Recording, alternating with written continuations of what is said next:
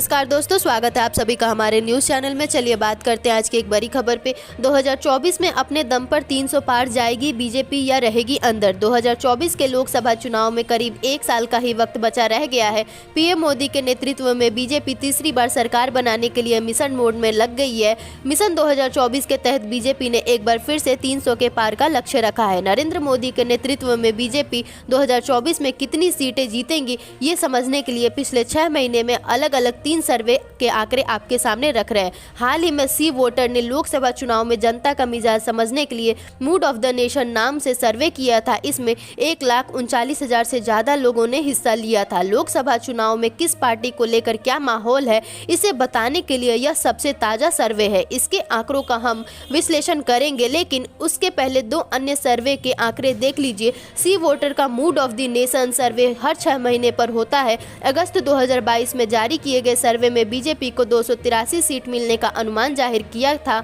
इसी सर्वे में बीजेपी के नेतृत्व वाले एनडीए गठबंधन को 307 सीट मिलती दिखाई गई थी। 2019 के मुकाबले देखें तो बीजेपी को 20 सीटें कम हुई है। पिछले लोकसभा चुनाव में बीजेपी को अकेले 303 सीट हासिल हुई थी। अब आते हैं 6 महीने पहले ही किए गए सर्वे नंबर 2 पर। इस सर्वे को मैट्राइज ने कराया था। जुलाई 2022 में हुए इस सर्वे में नरेंद्र मोदी के नेतृत्व में बीजेपी 326 सीट मिलती दिखाई दे रही थी, यानी बीजेपी को बहुमत से 54 सीटें ज्यादा मिल रही थी। वही 2019 से तुलना करें तो भी बीजेपी को 23 सीटों का फायदा हो रहा था। अब देखते हैं जनवरी 2023 में जारी हुए सर्वे के आंकड़ों को। सी वोटर के इस सर्वे के अनुसार अगर आज चुनाव होते हैं तो एक बार फिर से एनडीए की सरकार बनेगी। हालांकि इस सर्वे में एनडीए की कुल सीटें 300 के नीचे 298 पर आ गई है। बीजेपी को अकेले 284 सीट मिलने का अनुमान जाहिर किया गया है। सी वोटर के ही 6 महीने पहले के सर्वे से तुलना करें तो बीजेपी की 1 सीट बढ़ी है। हालांकि बीजेपी के नेतृत्व वाले गठबंधन को नुकसान हुआ है।